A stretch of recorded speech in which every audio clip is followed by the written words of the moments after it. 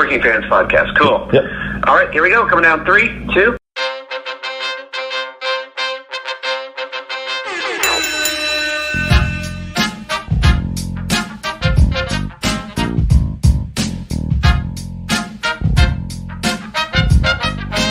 Hey, this is the NWA's own Kyle Davis, and you're listening to the Working Fans Podcast. And that's the thing that's important, is fans.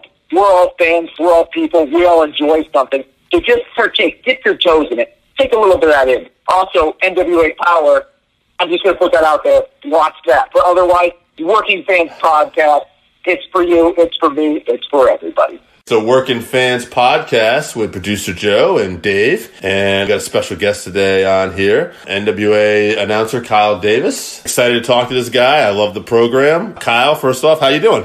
I'm doing fantastic. Also, producer on NWA. Not just on camera, but doing stuff behind the scenes. Really? That's good. That's awesome to hear. Yeah, awesome, man. We've actually been a big fan of the production of the show, just the way it's presented. Love watching it every week. Excited for the new shows coming out. I'm glad to hear that. I've heard a lot about people like it's so different. It's a throwback. It's built to remember. And I'm happy to be able to bring that to everybody. And it's crazy the amount of people, too, that watch it in the business. You never know. I was just hanging out at the AEW show the other night in Atlanta because one of my close friends, Shane Hagedorn, works for them. And I bumped into Kenny Omega, and Kenny's just like, you know what? I love that Aaron Stevens guy. That's awesome, man. Did you grow up on NWA wrestling, too, or? So I am from Connecticut, which means NWA wrestling had no footprint whatsoever where I grew up. Growing up in the 80s, it was WWF country. You heard about the NWA. I picked up the Aftermath, like the Wrestler and Pro Wrestling Illustrated, and I'd see all of this lineage and this history of people where I'm like, oh my God, like Harley Race, Dusty Rhodes, Ric Flair, there's blood, there's all of this just history that I have no ability to touch.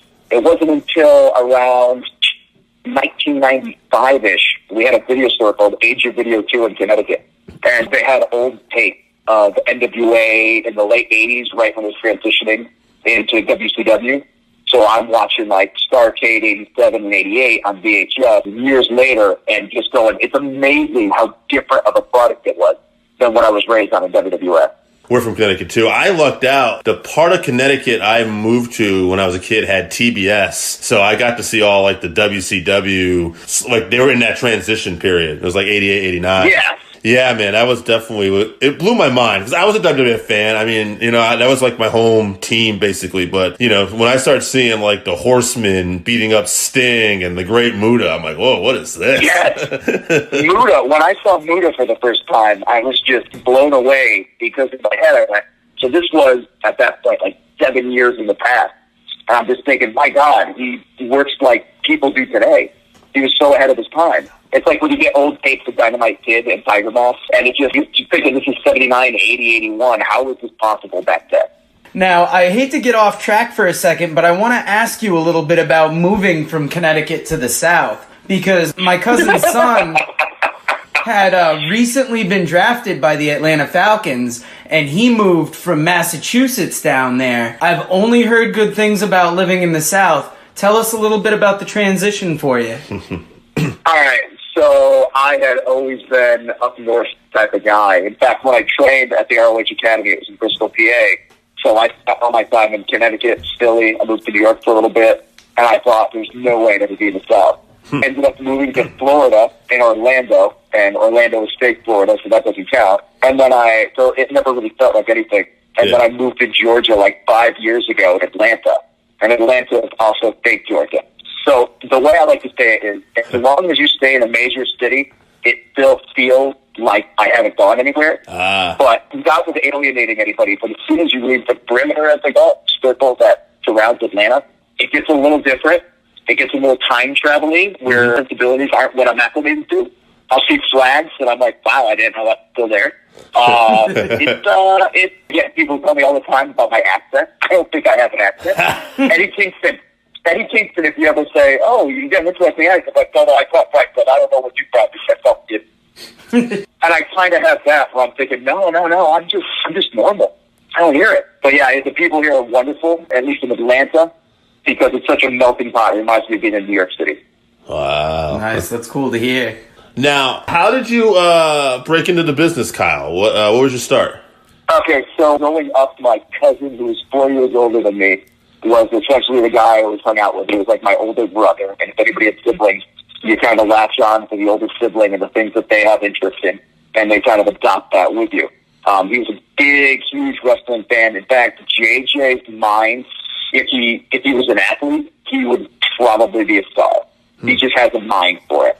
So we started getting into that. I grew up on that. ECW, I found one night on MSG Network, like Sunday morning at 2 a.m., back in 95, and I fell in love with ECW. I always watched like WWF Saturday mornings and stuff, but ECW was the thing that made me go, holy, do we swear? I don't Oh, yeah, you swear. can swear, yeah. Go for it. I was like, holy shit, this is something I never thought I would do. It was like it was a dog collar match that I saw.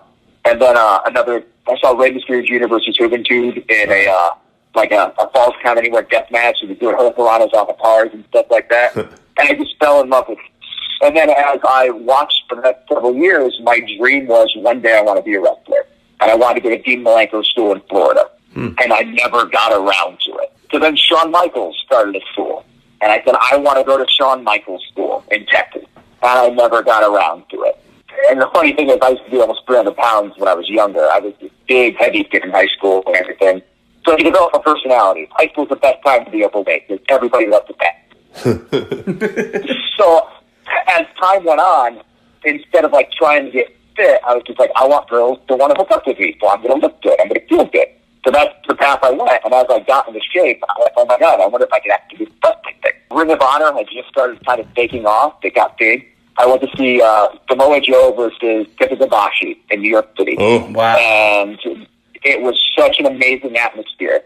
And that show was what got me into it because I was a big All Japan fan. And then from there was an ECW reunion show in Philadelphia. It was the week of WWF's One Night Stand. Basically, everybody that wasn't contracted to work this show at the old ECW arena that I used to go to in 99 and 2000, which was a great atmosphere. But everybody was booked there. It was like Shane Douglas and Francine, I think, were running it. And it was Hardcore Homecoming was the name. So we had that show. Then Ring of Honor ran a show in New York the morning of the ECW One Night Stand pay-per-view. We went to that. And then, of course, I went to a One Night Stand right after that, too. So I did 3 shows in 2 days. Oh. Because ECW, again, was my favorite brand. But onto the seat at that ROH show was a flyer for the Ring of Honor. And I was like, ooh, interesting. I eventually would call that number on the flyer. I can't remember that flyer specifically. The Punk was still there, and so was Gary. So Punk was the first ROH Academy teacher. Then it was Austin Aries. So I ended up going when it was Bryan Danielson. So I ended up going to a seminar with Penta, who was Hideo Itami in WWE, and that was Penta again in New Japan with the Bullet Club. So I went to a seminar with Penta. I got lost on the way there to Bristol, PA. I showed up late. Turns out I had no cardiovascular ability whatsoever. So I'm throwing kicks and doing push-ups and all this stuff, and I'm just blown up. And I'm like, I kind of really love this, and I need to pull the trigger. Took out a bank loan for, I think, $2,500. I want to say the ROH Academy with Danielson was like $3,000 if you paid in increments, but he paid it up front. It was like $2,500. So I took out a loan, did the $25 up front, and then from Torrington, Connecticut, 3 days a week, I would drive down to Bristol, PA, crash on my friend Delvin's couch in Philadelphia outside of Bristol, and basically learn that it takes so much more than I ever imagined it would be to be a wrestler when you have some guy like Bryan Danielson's big. Wow. That was how it all started. And then I got hurt doing it too, and I took time off, and by the time I was done with my training, Bryan had stopped being the trainer for the company. So I'm kind of like the black sheep. I'm the only graduate of the academy when Bryan Danielson was there. And Bryan and I, every time I see him, I'm like, hey, remember that time that you trained me? And he's like, that never happened, Kyle. That's funny. Now, how long was your in-ring career for? I debuted in 07. I started training in 06. I debuted in 07. And then I wrestled until about late 2010. Most of the wrestling I did was in New England, up north. I worked for NWA Liberty States, which was one of these small NWA conglomerates that was run by Ricky O. And then also I would do spot shows for Dave Marquez. Dave Marquez, who I now work with in NWA Power and everything. Dave Marquez was a big name on the California championship wrestling from Hollywood. Met him over a decade ago in Vegas with Adam Pearce, who is now a producer for WWE and an agent, but former NWA champion, former Ring of Honor star. And through Adam Pearce, I made all these friends in the NWA so many years ago. That's pretty much how I became a part of the NWA back then. So my in-ring career was during that time. I had a group called the Players Club that I was a part of in the NWA. It was Danny D'Amato, who now runs GCW, if you're listening to the GCW show. He's one of the guys that runs that. Eric Andretti, and Gigolo Justin, who is one of the new Heavenly Bodies, and he is also on TNA now. He used to wrestle people like Fala Ball and everybody else like that. He's also in TNA. Man, so you definitely have been around the game. No kidding. Yeah, a little bit. It's just interesting. It's the little things where I find that now I've gotten so much kind of exposure from doing the broadcasting stuff that like people are like, oh my God, you were a wrestler? Wait, you were trained by Bryan Danielson? Wait, you worked in Ring of Honor? What?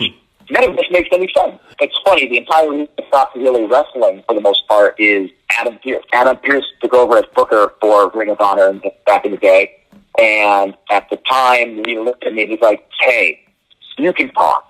Not everybody can talk, but a lot of people wrestle.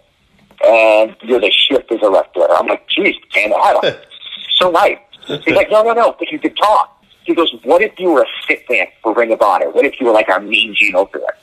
And I talked to Austin Aries and a couple other guys, and I was like, I don't know. And Austin Aries just said, so you would get paid to be on TV, to not have to take bump, just to talk, and you have multiple segments every episode. And he's like, you're an idiot if you say no. And so I said yes. And as time went on, I stopped wrestling completely, even in the NWA, and I was just doing the ROH on HDNet program for over 2 years, and they stayed their Mean Gene over there. Awesome, man. I'm going to throw something at you here a little bit. We're doing I'm an open book. we're doing a new segment, too, so just might air separately. We're doing it with every interview we get on. We're trying something different. Basically, we're going to do a thing called What's Your Favorite? All right? Ooh. Okay. I like the enthusiasm. It's good. I got this. I'm excited. Okay. Throw it at me. So, favorite movie. We'll start off with that. Favorite movie, Vanilla Sky. Oh, all right. Tom Cruise, right? Yeah, I'm a weird, hopeless romantic. It's all about making the wrong choices. In my youth, I would have said Fight Club, but if you're looking right back at that, oof, I've aged down to that. That's so funny. Actually, our last guest. Yeah, the former Kyle Durden, if I remember looking up your name correctly. That is right. Yes, I used to wrestle as Kyle Durden. And the only person that ever really made the connection was Shane Hagedorn, because he was my traveling buddy. And he'd be like, oh, yeah, it makes perfect sense. Kyle Durden was everything he wasn't and ended up destroying his life. I'm like, that's exactly it. I became somebody I never should have been. I was a bad person at the time. I was womanized. I had an ego. I looked good. I felt good. I was the epitome of a guy in his mid-20s that had not known what failure was. And it was not a good way to be. And I actually really like that pick of Vanilla Sky because it's one of those movies that really stuck in my head. Like, in particular, there's one frame where they're walking down the street, and it's almost like a direct remake of a Bob Dylan album cover. Yeah. And it just blew my mind that I believe it was Cameron Crowe could pull that shot off. The entire movie is basically about how music affects our lives, and about midway through, without giving a spoiler, I don't care, whatever. It's an old movie. Nobody likes it anyway, except for me, it turns out. It's basically a dude who's in a coma, and he's rich, so they put him in the induced coma before they could save him, and he's living the life he wanted to have. And then things go horribly wrong as our memories and emotions get mixed in. So everything in the last half of the movie is essentially controlled by the passions of music, film, loves, and everything else. And he loved Bob Dylan, so that was a lot of that.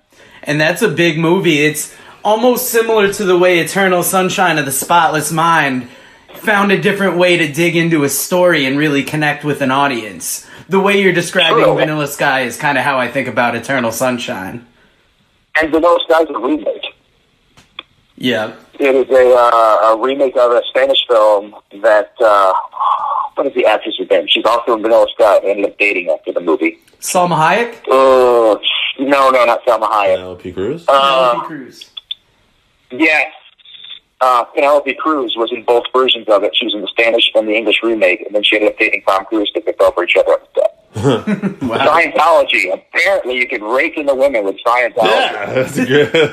It's over. All right, two more. We're gonna. How about favorite musician or album? Favorite musician or album? That's a toughie. I got a lot of things. My go-to would be this David Bowie live album called Bowie at the Beeb.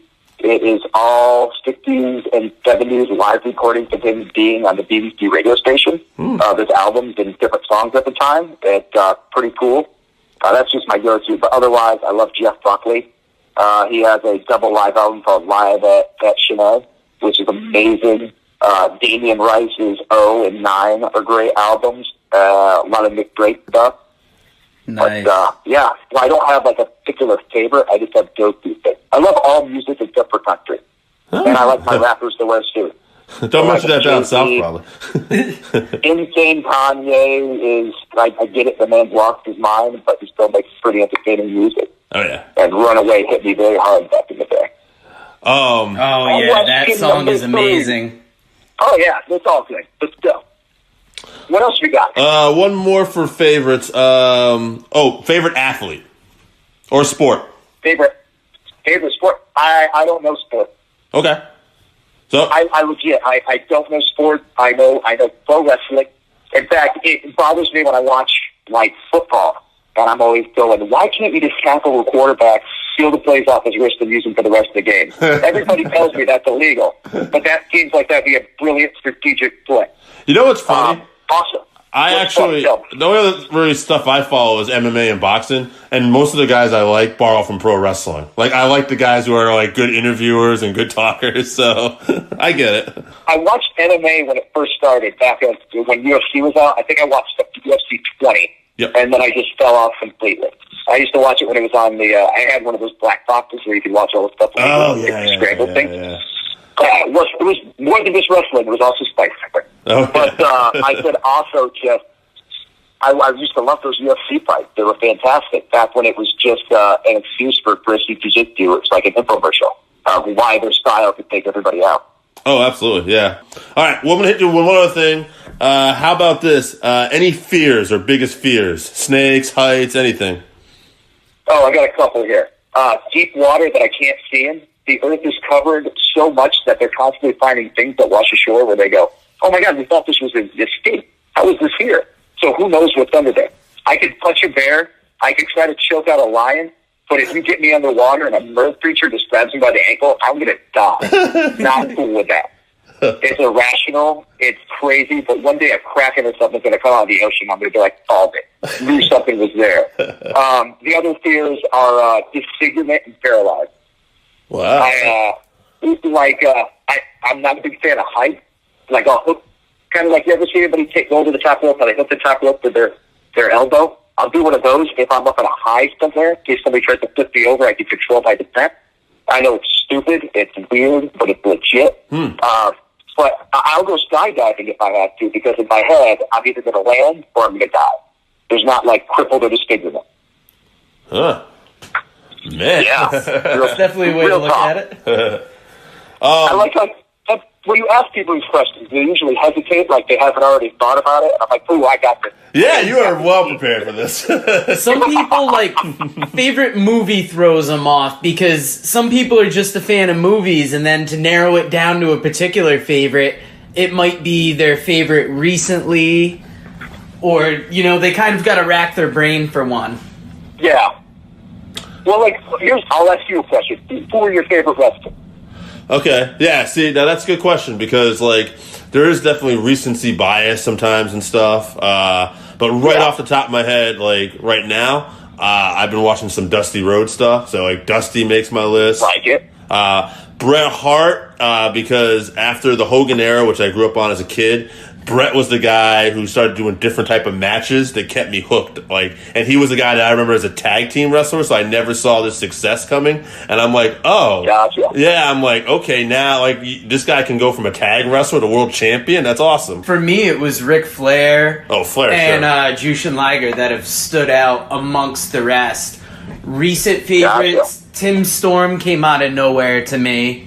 I'm a big Tim Storm fan. Yeah. Eddie Kingston, I've been enjoying watching him for a long time, but that promo he cut a couple weeks ago was the realest thing I've ever heard, and it just made me happy to see that kind of realness come through on TV. And I'm going to say this real quick.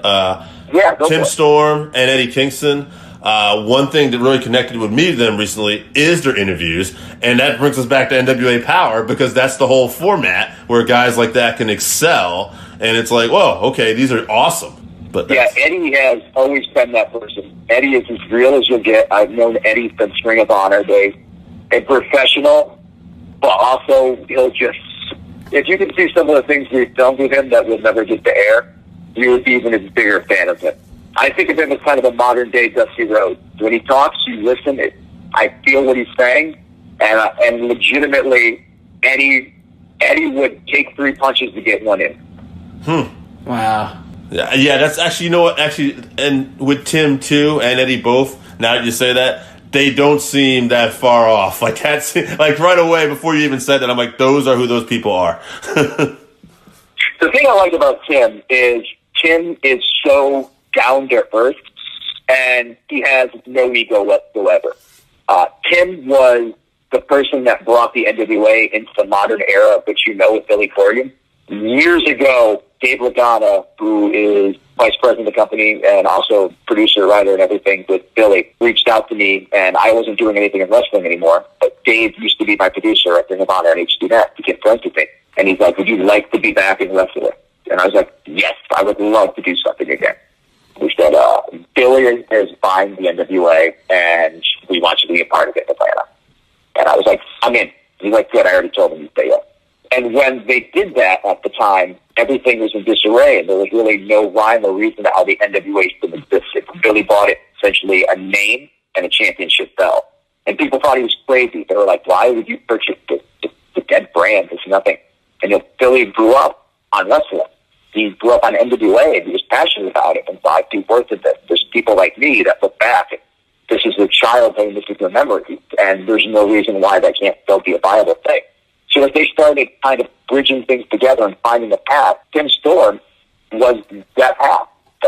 Tim Storm was NWA champion, and, at the time was very much out of his realm. He was in the deep water. He was not in the safety zone anymore. Like, you work from a small little place, and all of a sudden you have national attention on him. And, Tim thrived. I think there's a lot of people that would collapse under that pressure, and instead of having ego or failing, Tim just kept on growing and building, and after so many years in the business, finally made a name for himself. And now people look at him, and you can associate with him, and you can latch on to him and be like, Tim Storm is kind of everything that's good in wrestling. He's not going to do something stupid where you're going to read on the dirt sheet, and you're like, oh yeah, Tim Storm got arrested for pills, or beat up somebody, or did this. Like, no, this guy is a family man. He teaches. He's someone that you could actually look up to. He has a wealth of experience and knowledge, and he has also technical prowess. It's really funny. So when we started, Tim was the face on that, and then Nick ended up winning the championship. And I remember when Nick came in, I went, oh, I remember Nick from TNA. That's interesting. He was never on my radar. And then Nick ran with the belt for a little bit, and Cody Rhodes ended up winning it from him. And that led us up to, I believe it was NWA 70th anniversary show, where they had the best of 3 falls match. And Nick ended up regaining the championship. And I remember when that happened, I was thinking, oh, it's champion again. That's interesting. So Cody's going to go. I don't know what happens with him, but interesting, Nick. And I still at that point wasn't a Nick Aldis fan. And over the last year and plus, Nick Aldis has become someone, when I look at him, I'm like, that man is everything a champion should be. 100%. I would put the NWA World Heavyweight Champion Nick Aldis on any stage with anybody in the business, and he will deliver, and you will believe. Not just wrestling-wise. That man could cut a promo. Like I mentioned before, I produce, so I'm constantly coming up with content and be like, hey, Nick, I need to bring it to you right now. And he'll just walk in and hit something for 3 minutes and then walk away, and I'll just be left in awe. I mean, I could talk, but that man could make me feel. And that takes a lot. is to hit that point and convey things. Nick Aldis was a champion's champion. And if nobody has ever watched him wrestle or experienced that, you're missing out. No, I agree. One thing I always think with Nick is he's a heel, but like when he's wrestling and he's defending that belt against Tim Storm, I feel like I'm actually watching an athletic competition. Like he comes off like an athletic champion. He's an athlete. So, yeah. And we have the Crockett Cup coming up, Crockett Cup 2020, a huge show at the Gateway Arena. We actually have a press conference tomorrow morning for it that I have to go do. But the main event, I mean, Nick Aldis, Smartest Girl 2, $500,000 on the line in the UA Championship. It's two former friends that have come to blows over business getting in the way of these friendships. And it's crazy because I never thought I'd work for Ring of Honor again, and here we are kind of jumping back and forth, invading them, and they invade us. So tangentially, I'm like, oh, it was my ex-girlfriend keeps on topic to my life pretty much. We got a couple other questions, and we're going to get you out of here because we know you're a busy man. One thing I want to ask you got about. Me for as long as you need me. Just say what you need to say, and I'll answer with whatever you need. Yeah, you're a hell of a guy, Kyle. I just want to ask you about the Circle Squared last week and get your thoughts on that because we really liked that show. We thought that really was something different. So Circle Squared is still a growing concept. We've been filming episodes for the last several months, and we keep on changing things up. Essentially, the premise is that non-contracted talent have the ability to appear on our program. We basically do the interviews backstage. They have a chance to put a film in front of a live audience. They have the match, and then the fans will decide who they want to see again. I think I said at the beginning of that first episode, what you say here gets you where you need to be. Not only words, but actions mean volumes, and if you need somebody to latch on to you as a person, a character, whatever you want it to be, this is an outlet for it. Right now, I think the first episode that we aired, I was doing the intros. There's other episodes I'll be doing commentary with people like James Storm and Allison Kay. It keeps on growing and evolving. So keep an eye out. It's going to be going some interesting places, and I'm just curious to see where we bring it. It all depends on how the fans react. I missed it last week, but how often are these episodes going to be released? Well, that's still up in the air right now. The key is to have content, and we have so much content and so many little things. Like I filmed a show that was called "I've Got a Question," or we're still thinking of the name of it. Where basically we, much like you guys, we come up with an idea of, if you could go back in time and watch one match live in a crowd, what would it be? And then get the answers from our talent, from the wrestlers and broadcasters and everything. So we have all this stuff that we're sitting on that we're slowly releasing. And the Circle Squared, we're just finding a place to put it in. Last week was just a way of kind of introducing it by replacing Power, but that's not the goal. It's to be a supplemental show. And what day we're going to drop that on each week or bi-weekly or whatever, they're still up in the air. I don't have answers to that right now. It's an evolving creature. Nice. Well, you got us wanting more, and it's creating content we found through the podcast is one of the toughest things is you want to find out how to reach your audience. You want to be entertaining, but you also want to talk about something that interests you and find what niche of the wrestling world is kind of where your passion lays. Yeah, and what we were talking about was like Eddie Kingston having the ability just to really, you grasp onto it and you say, that man's real. That's my goal for a lot of the things that eventually I hope will find a home for people to visit and view. If you see the people that are behind the people you see on TV, it gives you, it builds upon who you already have as a concept of them. And that connection really speaks volumes, and that's how you grow a fan base. Is not an illusion. This person, I know who they are, and that's why I'm behind them. Or this person, I'm not really a fan, but I really want to see somebody drop on their head. Now, who are some of the people that you work with behind the scenes in NWA that you think people should know more about that they might not be familiar with? Dave Marquez is somebody who has had a foot in wrestling for decades and is responsible for stars that you would have no idea that you'd be like, oh my God, that guy. Like years ago, he told me I should move to LA when I was wrestling and work at the New Japan Dojo. And I was like, I'm kind of comfortable on the East Coast. I don't think I want to go. The people I would have been training with were Fergal Devitt, who's now Finn Balor, Daniel Bryan, who's Bryan, Shinsuke Nakamura, as well as Machine Gun Carl Anderson, Scorpio Sky, Rocky Romero. All these people were the people I was going to go train with. And I was like, I'm comfortable on the East Coast. Like, Marquez used to work with the Young Bucks before anybody knew who they were. I remember working NWA shows with them being the hot NWA tag team against the Logan Brothers. So he's somebody who you don't realize. And at the end of the day, you'd be amazed at the amount of work that goes into this. We have photographers there every freaking time. Everything backstage is filmed. So if there's ever a documentary, we have all the footage in the world between videographers, filmographers. Just there is not a single person that is there that doesn't pull more weight than you could ever imagine. I've got a question for you because I personally am a big Smashing Pumpkins fan, and it's crazy to see Billy Corgan doing the NWA. Were you a fan before working with him, and how is that dynamic? I was a teenager in the 90s, and I love alternative music. Of course, I was a huge Smashing Pumpkins fan. And as time went on, I was still a Smashing Pumpkins fan. I hear a random song, and they're like, oh my God, they still like music. So when I first met Billy, was trying to think, I want to say it was either the Crockett Cup last year, possibly maybe, or no, it was at Tried and True Wrestling. We had a pop-up show with Tried and True Wrestling, and it was David Arquette in a hair match. Oh, yeah. Yes, that was the first time I met Billy Corgan, and I hosted the press conference for that. I met Billy, and then at some point, I think the first time I actually hung out with him was we were all at Lagana's house, and we're all just basically grown-ass men hanging out in pajama pants and T-shirts and watching the History Channel in the middle of the night. And I walk in the room, and they're watching, like, The Hunt for Nazi Gold or something. And I make some comment about, have they found it yet? And Billy's just like, they're never going to find it. And then he'd pause the TV, and he'd be like, we played a show there back in 1990, whatever, where, like, the region they're in. He's like, it's scary because all you can think of is the history there. And we just had that conversation about this guy's life, and Billy's just a normal guy. He happens to be a rich and famous musician, but he's a wrestling fan. He's just like all of us, except the cool thing is he goes, hey, I like this. I'm going to create with it.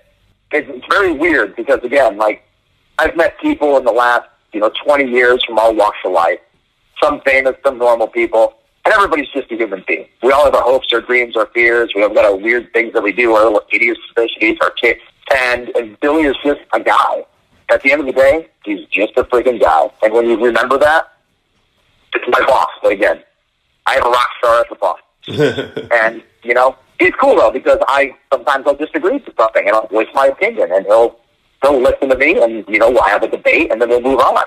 That's a very important thing that people should totally, if you ever want to be successful in life, don't hold grudges. Oh, yeah. Nice. Now, one last Smashing Pumpkins question, since you are a fan. Do you have a particular favorite album from them? Because for me personally, it was the Machina album that came out right after Adore. So my age, the way everything fell, would be Melancholy if it's set. Yeah, that is a classic. That double album, just the hits on it, and the production, like Tonight, 1979, obviously Bullet with Butterfly Wings. I mean, it's just across the board, everything was fantastic on that. And the cool thing about Billy is the little known thing. In Ring of Honor, we had a pay-per-view, and he actually he came in, I think the album he had was like Zeitgeist or something like that. And he just basically said, hey, whatever song you guys want to use for the pay-per-view, use it. I'm just a fan. Awesome. Wow, that is cool to hear. Now, yeah, I mean, also, you might remember he played Steve Carino to the ring in ECW at one point, too. Oh, yeah. Oh, wow, I totally forgot about that. Kyle, are there any particular goals you have for yourself this year, whether it's with the NWA or anything? So, as somebody who a decade ago thought that they were done in the wrestling business, I was supposed to be on the Tough Enough season with Steve Austin. Wow. So I was supposed to be doing that, and also Austin Aries was supposed to do it too. But then we got contacted about 2.5 weeks before they were start filming by the producers, and we were told that since we're already on TV with ROH, they got told by WWE they can't use anybody on TV. So that fell apart. And then about a month and a half later, HCNet got canceled by Mark Cuban. So I had two big things I was doing that completely fell apart after everything had always worked for me. And again, we've mentioned this before, I was like the worst version of guy in his early 20s to talk 50. I thought I deserved everything. I had an ego. I really did. So in my head, I thought, if I'm not going to do anything at the level I'm doing now, why would I do it at a lower level? Which is the wrong attitude to have. I basically took my ball and went home. Okay. And then I was out of the wrestling business. After about a year, I was like, I missed it. I was living in Orlando at the time. I reached out to TNA. Terry Taylor was running things there, and, that didn't work out. And eventually, over time, I guess I'm done in the wrestling business because me being a prick, I said, I want this on my terms, and I walked away. So I am happy just to have the opportunity again. I'm older, I'm wiser, I'm heavier set, I'm balder. My goals for this year is I'd like to do more commentary. I got to do a couple episodes back. I do some on Purpose Squared. That's a lot of fun. And I just really want to help grow the NWA brand. I'm a part of something that has a wealth of possibilities ahead of it, and I'm happy to have been in on the ground floor on that, and to have the faith and the trust of my bosses that I can add respectable content to that as well. It's awesome. Now, is there anything you want to promote today? Twitter, upcoming events? Twitter, I am Kyle Davis, ACL. Also, Instagram, it's the same thing on there. Follow me. I post pictures of dogs, skin photos, and random things. As far as everything else goes, we have the Crockett Cup coming up, as I stated. It's going to be on April 19th. It's going to be Crockett Cup 2020 at the new Gateway Arena in College Park, Georgia. It's going to have the tag tournament, but also, as I did before, the main event. Artie Sproul trying to wrestle the World Heavyweight Championship away from his friend Nick Aldis. So much on the line there. Very interested about where that goes. Because, again, Marty works for Ring of Honor. So if Marty's victorious, I really don't know what that means for us. Tickets are going to be going on sale Friday on the 28th. And you go to Ticketmaster.com. Or if you're already following the NWA email list, Thursday, February 27th, there's actually going to be a pre-sale on there. If you're not watching NWA Power on Tuesday night at 6:05 on YouTube, you're missing out. Give it a shot. You might find something you like. And also, you can always catch up. It's online. All the episodes are still there. And also, if you plan on going to the Crockett Cup, or if you don't plan on going to the Crockett Cup, because hopefully the damn thing sells out, you also have the opportunity to do some more TV tapings on April 20th and 21st at the GPP Studios in Atlanta. And I will be a part of that as always. Other than that, just, like what you like. Everybody keeps on complaining online that this sucks, or that sucks, or this sucks. Just be happy there's so many opportunities to see things. It was so hard back when I was younger because there was no internet. You had to get stuff on VHS. I used to buy VHSs from RF Video at ECW shows so I could watch Japan and tape trading and all this other stuff. There's a wealth of things out there. So there's something for everybody. Like, I always hear people complain about WWE. WWE stuff. Well, I have a lot of people I know, coworkers, friends that work for that company. And I can tell you that the reason people think it sucks is it's 3 hours of so much content that is directed towards every type of person that could exist. Man, woman, child, young, old, this, that, the other thing. You're not going to like all 3 hours. But somewhere in there's going to be a 15-minute segment that speaks to you as a fan. And that's what you have to remember, is they're trying to give something for everybody. So even though if you don't like 90% of it, there's going to be a 10% portion there that is something you're going to fall in love with. That is pro wrestling. It is just everything for everybody that you want to be. You might not get the thing that you want presented to you easily. You might have to search for it. But there is something out there. We are superheroes wearing spandex. It gives everybody a hope and a dream to be something they never thought they could. And if you're a fan, always remember this. Everyone in this business was a fan before they got into it. With the exception of Bill Goldberg. He was just a football player. Kyle, that was great. I think the basic gist of that is people try to be more positive, and there's good and a little bit of good in everything. Yeah.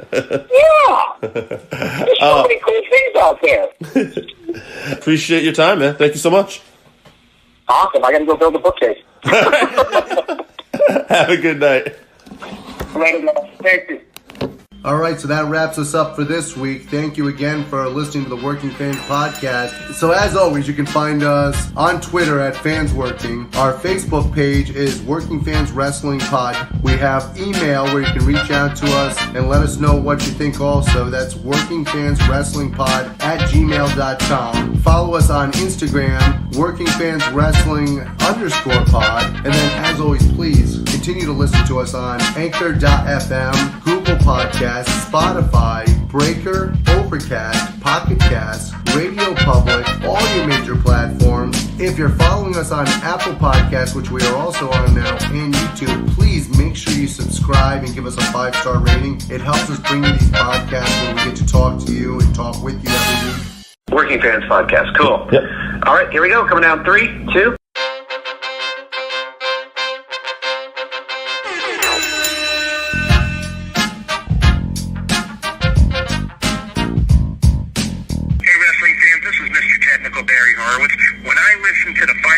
podcast.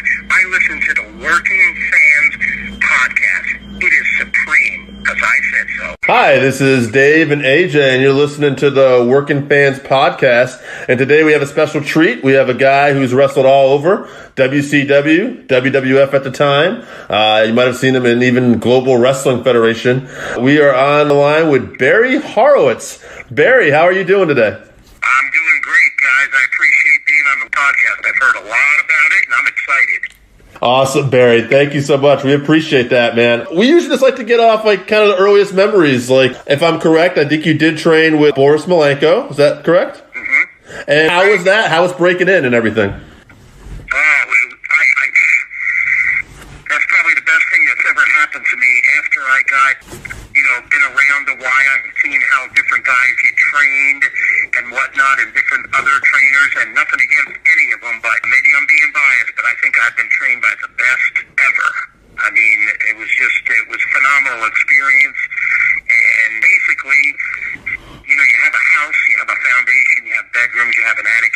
He built my foundation of my body and mind and soul, and then to get polished, you're leaving the school that you're breaking into and whatnot, and you go on the road, you travel, and you're with different guys, different matches every day. So that's how you get polished. Otherwise, you won't. But the foundation of the house was built solid by Boris Malenko and his sons. That's awesome, man. Mm-hmm. That's good. And we had Bob Cook on. I think he said he was trained by Boris too. Would you guys have been there around the same time? No, we weren't. I think I don't know if I was in the first or second class of his beginning of his school. The only ones that really made it out of our class, really, is myself and Al Perez. I mean, the rest did good, but I mean, as far as TV and traveled the world and so forth. I think one of the things coming out of Boris Malenko's school that you really see is the fact that your fundamentals and your footwork and everything you did in the ring was always spot on. You were so good at something that not everybody's good at, and eventually sometimes it can hurt a little bit. You were excellent at making other people look absolutely incredible because of your work rate, and I think that's an awesome quality that he put into you. I appreciate that. It's just, it's first of all, it's the hunger for the business and wanting to do this. That's me as an athlete. And then the rest is following direction, keeping your mouth shut, listening to the master. And, we were training 3 or 4 times a week in a mattress factory, about 104 degrees in the summer and about 40 in the winter, about 3 hours a pop, and that's after a part-time job and working out with weights. Then you'd warm up for at least a half hour or more, and then you'd be doing, a bunch of stuff, holds, moves, submissions, getting in the ring, how to hit the ropes, just a plethora of fundamentals when it comes to pro wrestling and amateur wrestling. Where did you wrestle amateur, Barry? Basically, I started at a youth center in St. Petersburg, Florida, where I'm from, and then went to high school, and I wrestled at FSU, and also specialized in sport nutrition. So I'm a certified nutritionist. Oh, cool. Barry, like yourself, I'm from Sarasota originally, and I happen to be a huge Seminoles fan. So we have a little something in common there. Sarasota, Florida, home of Robarts Arena. Exactly. Did you grow up on Florida Championship Wrestling like I did? Oh, sure did. Heck yeah, the best. I think that learning from those guys, you talk about personality and learning how to put it together, having people like your Dusty Rhodes, like your Kevin Sullivans, having those guys and their personalities down there, just absolutely incredible. And then the athletes like Bob Roop, just amazing in that time period. Let's not forget my favorites, Jack Briscoe, Don Morocco, Mike Graham, Bob Orton Jr. Oh, absolutely. Awesome list. Awesome. I don't think Don Morocco, to be honest with you, or Bob Orton get the credit that they deserve. I know that they both have gone into the WWE Hall of Fame, but when you look back at that work in that time period, them and the Briscoes, oh my God, those matches. Hell yeah, definitely. Obviously, you trained with Boris. Was there anybody else, once you got started wrestling, who maybe helped you out along the way? Anybody in particular? Oh, yeah. I mean, I learned from a lot. Now, you realize after I went there, after I, so to speak, if you will, graduated, I was there like a year and a half. And you went on to different territories, but I learned a lot because I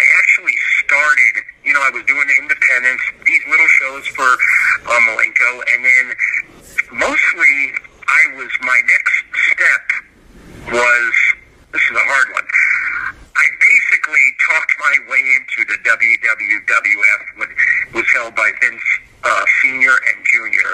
Basically, I got in the car and moved up north. I lived in South Jersey, Belmar, to be specific, and I called up Gorilla Monsoon at his house. And it was back then you could do that. And he answered, and I basically just told him I was wrestling like 2 years, and I thought I was pulling a fast one. He probably knew better, but I would do TVs at Allentown in Hamburg, Pennsylvania every 3 weeks. And I mean, in 2 days, I probably wrestled 6 to 8 times on TV. Wow. And I mean, I'm talking the who's who: Jimmy Snuka, Bob Orton Jr., Chief J. Strongbow, Bob Backlund, Adrian Adonis, Jesse Ventura, Tony Garea, Rick Martel. The list goes on, and you learn and you see these people. But after about a year, you need to go to a territory and wrestle regular matches. And I would ask Vince Sr., and I was actually supposed to go to Portland, Oregon. Jimmy Snuka was going to help me get there, but the territory was full, so I wound up in Mid-Atlantic Championship Wrestling, Crockett Promotions. And that was the best move because I was wrestling 5 to 6 nights a week in the car. Maybe once a month we go to Canada in a plane. And 6 nights a week. And again, you're driving with Jimmy Valiant, Rufus R. Jones, Ric Flair, Bob Orton Jr., Ricky Steamboat, Jay Youngblood, Mark Youngblood, Harley Race. I mean, the list goes on. The list just goes on forever. It was a hotbed there. And that's where I learned to be polished. I mean, North and South Carolina, Virginia is huge. We were probably doing 3,000 miles a week in a car. That's crazy. But it was great because I liked the way they did things there. If you were first or second match, especially if you were green like me, you have to stay to the end and watch every single match. That's how you learn. Yeah, I was single. I have nowhere to go. I'm driving with the referee, either Tommy Young or Sonny Fargo, and mostly I was traveling with Jimmy Valiant or Rufus R. Jones, sometimes Bugs and McGraw, and you just listen, Johnny Weaver, Roddy Piper, you just listen, absorb, talk when you're supposed to and whatnot. And yeah, I just watched I took my shower real quick and then just watched every match, beginning to end, for about 2 years. Most everybody knows your run in WWF/WWE, and you were known for doing a lot of enhancement work, but eventually they did an angle where you beat Skip, I believe it was, Chris Candido. Storyline in Texas where you were the winner. Did that happen first, or was that after? Yeah, that Global was first. The winner was in Global Wrestling Federation, and Eddie Gilbert thought of that, and he gave me a decent push. It was a GWF light heavyweight champion. Yep. And that was pretty cool. Got good time, got good exposure, good interview time.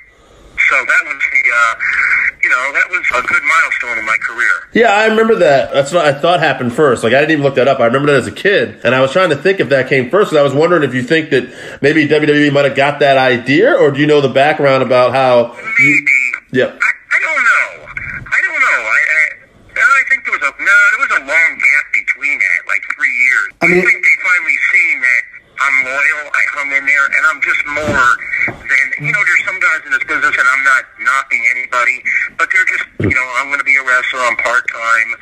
I mean, they didn't pay their dues in the gym, or they just lightly established as far as fundamentals. Well, plus that wasn't me. My goal was to be to go further. Now again, not everybody could be Shawn Michaels, Undertaker, Jack Briscoe, Mike Graham. You got to have a winner and a loser. I mean, the Patriots lost last week, 2 weeks ago. I mean, that broke my heart, but it does happen. It has to be. I mean, it's just the way it is, and you could take it or leave it. So I strive for the best I can, and I think they noticed my striving and initiative, and finally did something with me. But let's face it, even those superstars that you mentioned, like The Undertaker and Shawn Michaels, if they don't have somebody that they can work with and tell a story in the ring, then they don't get to where they are. And without Barry Horowitz, those guys wouldn't have gotten as far as they did. Right, because they could go in there and pull off a match, and they're over on TV, and that gets you only so far. And then if you have a crappy enhancement guy, it'll bury you. If he don't sell that tombstone right, if he don't do this right, if you got a crappy ref, remember now, he's the third man. That could kill a match. So, if you have somebody like myself, or I'm just thinking, people like Tim Horner, Brad Armstrong, Reno Riggins, Ben Jordan, you have guys like that, the match gets over. Not Barry, not Sean, the match gets over. That's what a lot of people miss. And if you have that, you go from good to great. You also, Barry, had something that a lot of enhancement talent did not have in that time period. I love Brad Armstrong. Brad Armstrong, obviously one of the great workers of all time. But you had something that Brad had behind the scenes but didn't have in front of the camera, and that is personality. When you got into that ring, the crowd actually knew who you were, and you were able to actually bring them emotionally into the story. Even when you were playing a bad guy or whether you were actually playing the face, you were able to actually bring them along, which is something a lot of enhancement talent didn't have. No, well, you got to understand, they didn't because they're not in it like how I invested to be in it. This is my dream. This is what I've been wanting to do since I'm 15. So between being an athlete, being an amateur athlete, working out, studying films, doing things, taking this from that instead of copying people exact, if you do all that, it's got to spell success. It has to. It's foolproof. Yeah, and I think that's why you garner the respect in the business that you still garner. Anybody who's ever worked with you, I was lucky enough to work up and down the East Coast, and anybody who I've ever met along the way who's ever worked with you, nothing but good things to say about your professionality and what you were able to do. That's what I'm about. And it's not an act. It's not like I have to go, okay, you got to be this today. This is me. This is real. If you ask me to do the opposite, oh my God, it would mess up my life. I would have to work. I would have to go, how do I be a goofball? How do I do this? I really have to work at this. It's not in my DNA, is what I'm trying to say. I got a question for you. The pat on the back, like it was over for being a guy who's doing mostly enhancement work. When I was a kid, you stuck out because of that, though. That was something that stuck out. Was that something you just thought off the cuff, or how did that come about? It kind of stemmed from one of my amateur matches. I don't know why I did it. I don't know what I was thinking. Remember now, I was only probably when that happened I probably was 16 or something on the wrestling team, and I did it after I think I outpointed the guy and won, and I did that, and of course I got disqualified for that. No kidding. The coach. So I put that in the back pocket, and I never forgot it, and I said, now's the time to take it out of that pocket. You're an established heel. Let's give this sucker a try and a run. That's awesome, man. It worked. Yeah, it did. I mean, It only worked because if you're a wrestling, and I emphasize wrestling, that's what it says on the outside of these buildings on the marquee. It says wrestling. Doesn't say anything else. If you're a wrestler, a technical wrestler and a heel, and you do something like that, oh my God, it makes you go from chicken shit to chicken salad. Hope I'm allowed to cuss on there. Oh yeah, you can say whatever you want here. No worries, Barry. Okay. So anyway, that's what it does. So between my arrogance, my heel, my psychology, you do all of that, my look, my moves, the amateur moves, the pro moves, the solid working, then you throw in the pat on the back, you're done. It's complete. The formula is done. I think that's one of the things that's missing from today's modern wrestling is the focus on the wrestling. It's become way too much sports entertainment with storylines like what's going on in the WWE right now and stuff of that nature. It's got to get back to focusing on the wrestling like you did. What are your thoughts on the modern product? I watch when I have time. I'm going to be honest with you. I flip different channels, different shows and stuff for it, and I don't mind the entertainment because that's a part of it. You can't knock that at all. You just got to be careful how to mediate it. But I'm the type of guy, if he's flipping, and I watch some stuff, and I can see faults and so forth. I point it out in my head. It keeps me active. It's like reading a book and what have you.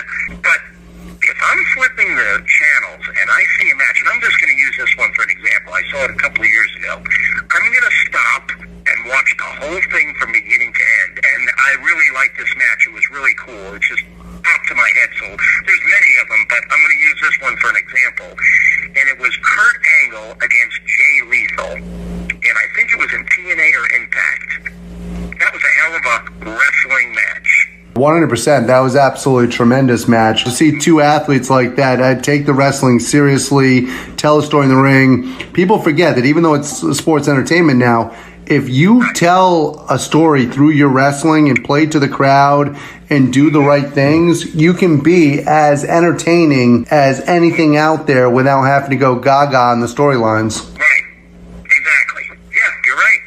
Yeah, because you can't knock any match. I mean, you have a midget match, you have a girls match, you have tables, ladders, and chairs, you have hardcore. None of them I'm not into because I'm into my own style, but as long as you're doing it with perfection, it's good because you got to have variety. You can't have a menu with just hamburger, french fries, and a hot dog on it. You can't have it. You got to have variety. Absolutely. People like variety. And as long as you do it right, I don't want to hear, well, you got to do this, you got to do that. No, you work the people, they don't work you. You educate them. To this day, you could have a wrestling match. I'm sure, you just don't want to be lazy or boring, but if you do my style or Bret Hart or Owen Hart style or Armstrong or Tim Horner and all these other guys that are similar to me, you still will capture the audience.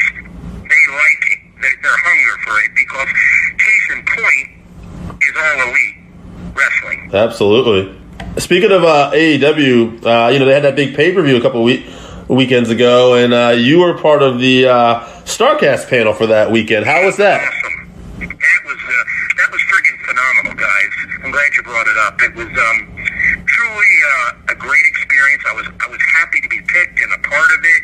I wasn't at the pay-per-view because I wasn't involved in that, which is fine. But I had my own, spot, and it was really good. I mean, I was at MCW Thursday night, and I went to the ring with Cole Cabana, my new friend. He's a really good guy.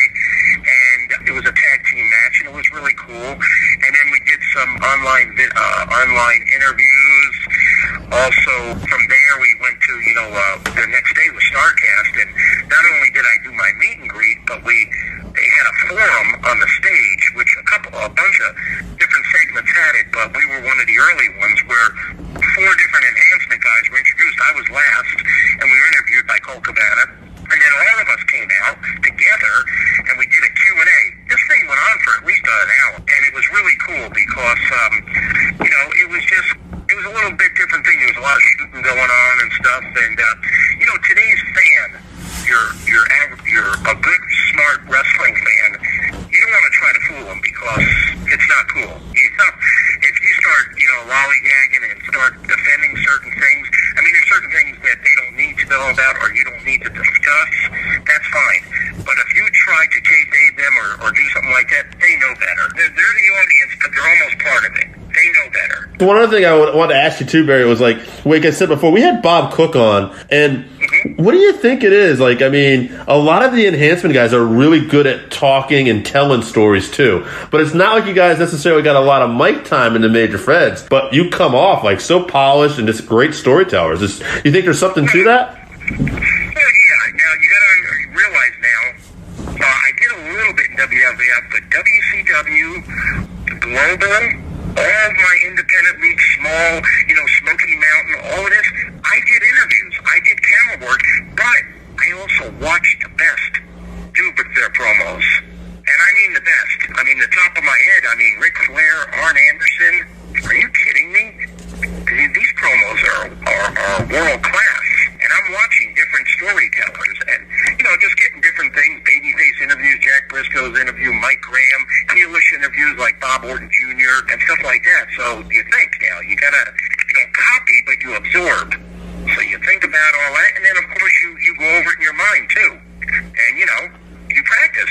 Yeah, the mirror helps a lot with that. Also, people forget that you came in at the end of the territory days and you were lucky enough to come in a time period where you were still working the crowd on those independent dates. And when you have those independent dates, it's not like being on TV for WWE for 5 minutes. You were having an opportunity to work the crowd, talk to the crowd, have interviews. And I think a lot of the modern fans forget that. Yeah, no doubt. Yeah, definitely agree with that. We're doing a special holiday episode coming up, Barry, for Thanksgiving, too. And so we've been asking all our guests this. Is there anything in particular you're thankful for, whether it's wrestling, personal, whatever you want to talk about is fine? As far as, there's a couple of things. I mean, I'm thankful to be healthy and mending. I was injured for about a year or two. I'm healthy to be back in the gym 6 days a week. I'm happy for my career. I'm happy for my wife and son. I'm thankful everything for that. And just, it pays to get up in the morning. I'm happy to be upright. I get it. And I'm just, I'm hoping more good things to come. To end the chapter on my career, I've been doing the meet and greets. There's no reason for me to get in the ring anymore. I paid my dues, but my biggest goal at the top of my mind, if you said what's right now, I definitely hardcore pursuing to work for the PC Center in Orlando. Oh, that'd be awesome. I think you belong there, and if they're not smart enough to put you down there to help out with those kids, that's their mistake, quite frankly, Barry. I'm not trying to put myself over, but they're missing the boat not hiring me. I don't care if you work me 6 days, 5 days, 2 days. I could contribute something, and if I can't, get rid of me. Oh, I agree 100%. And working for that company for junior and senior, and it's not like I want to showboat. I want to help. I want to, that's my forte is seminars, teaching, you're amateur, you're professional, some guys don't even know how to get in the ring or grab a headlock to this day. Yeah. I think they do. Look at Larry Zbyszko. Larry Zbyszko would have matches that would last 12 minutes and only 2 of it was in the ring. Yeah. Larry Zbyszko's cool. I like Larry Zbyszko. Oh, one of the best. Yeah. I like his mindset.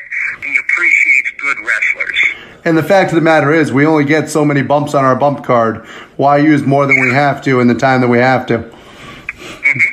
That's true. Is there anything you want to promote or talk about, man, before we go? Yeah, I just, my biggest thing is my Facebook page, which it's been up a few months now, and I never had it. And it's really cool. You could go there and see pictures and so forth and where I'm going and stuff. And basically, I've just been, like I said, pursuing the PC Center in Orlando and doing these meet and greets. Also, I do some seminars. I did one in Williamsport about a month ago, Pennsylvania, and that was really fun and a pleasure. Guys were listening and paying attention. And you could go there and just see all about, if you just Google my name, it'll go to all different sites. It'll go to the WWE site. It'll go to Where Are They Now. It'll go to different, my career, my Wikipedia. So, the Facebook, and there's a bunch of new pictures and what I did actually just a few days ago because I've been busy for the last week or two going to, StarCast and these other events, the big event, which we just did 2 or 3 days ago, which is only once a year. I mean, anybody who's anybody. I mean, I know there's a lot of those conventions, but I'm pretty sure, don't quote me on this, the biggest of the year are StarCast and the big event in New York. And I made both of them, and I was really happy about that. And you meet a lot of appreciative fans. I mean, I'd have to say, back in the day, they were wise guys and stuff, and some guys they don't know how to talk as a fan. They're lost a little bit, but I'd have to say near 100% respect on the fans, my fans especially. I mean, what you said, they say. So I have an old saying, where there's smoke, there's fire. If it quacks like a duck, walks like a duck, it's a duck. And I'm hearing numerous people, fans, peers, say exactly what you say as far as giving me props about myself. And the big one is I've been hearing a lot about the Hall of Fame. And this is really cool. And this is the answer. 2 words when they say, why aren't you that? I said, well, number one, next July, I am inducted into the New England Pro Wrestling Hall of Fame. And that's upstate. If I'm not mistaken, it's Boston or Warwick, Rhode Island. It'll say it on my Facebook, or if you go to their site, the New England Pro Wrestling Hall of Fame, which the 3 biggest are the one that was in New York moved to Texas, which I heard they're moving the one from Texas back to New York. Then, of course, the WWE, and then the New England one. So, getting back to the 2 words, why aren't you in the Hall of Fame WWF? And I say this, and I'm serious about it. Ask Vince. I don't know what to tell you. Right. I don't know what to tell you. What am I supposed to say? Yeah. I'll go, I'd love to be there. I should be there. But ask Vince. That's it. 2 words. Ask Vince. I think we need to start a hashtag, Barry Horowitz HOF. I think it's been started already, guys. There we go. Well, we're getting on it, too. I think it's been started, but yeah, I think it's even on my Facebook, and if you want to further that, go for it. I appreciate it. Awesome, Barry. Thank you so much, man. It's been an absolute pleasure, Barry. Thank you for your time. That was great. I'm glad we did this. And No problem, man. I'll message you when this airs. It should be on in the next 2 weeks or so. oh, cool. Well, thanks, guys, and I appreciate you calling me. All right, no problem, Thank Barry. you, Barry. We'll talk to you down the road. Have a great day. Guys. Hey, you too. Take care. All right, so that wraps us up for this week. Thank you again for listening to the Working Fans Podcast. So as always, you can find us on Twitter at FansWorking. Our Facebook page is Working Fans Wrestling Pod. We have email where you can reach out to us and let us know what you think also. That's workingfanswrestlingpod@gmail.com. Follow us on Instagram, workingfanswrestling_pod. And then as always, please continue to listen to us on anchor.fm, Google Podcasts, Spotify, Breaker, Overcast, Pocket Cast, Radio Public, all your major platforms. If you're following us on Apple Podcasts, which we are also on now, and YouTube, please make sure you subscribe and give us a 5-star rating. It helps us bring you these podcasts where we get to talk to you and talk with you every week. Of course it'll work. What are you, fucking Mark? It'll work. Now, like I wasn't with you, it's a fucking blowjob. Working Fans Podcast. Cool. Yep. All right, here we go. Coming down 3, 2.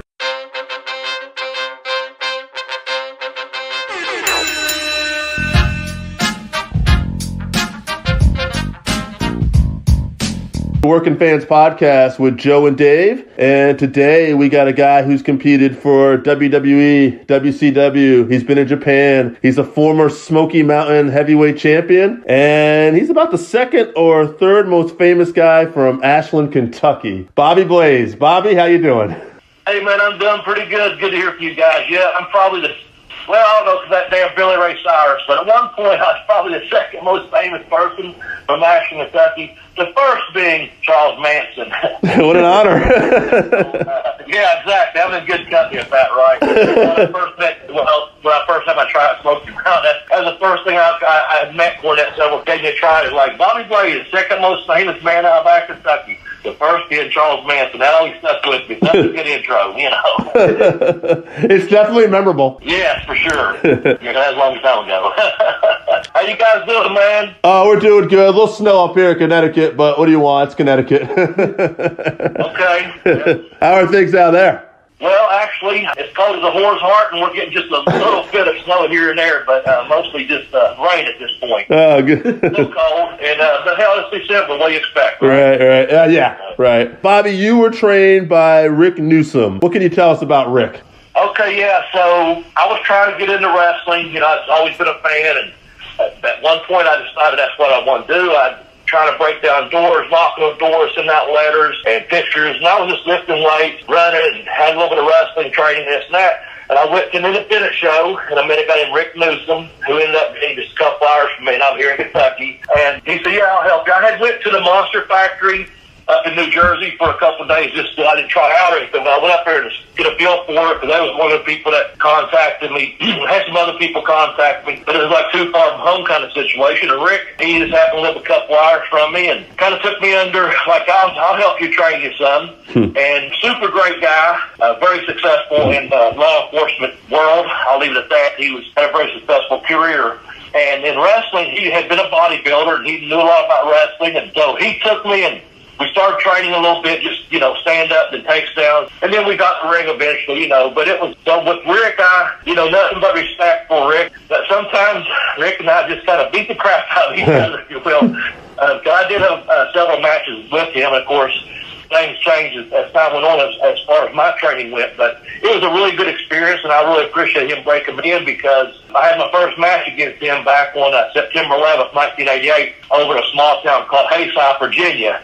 And pretty much, just like I said, kind of beat the crap out of each other, you know, kicking, brawling. But some wrestling, definitely no high spots.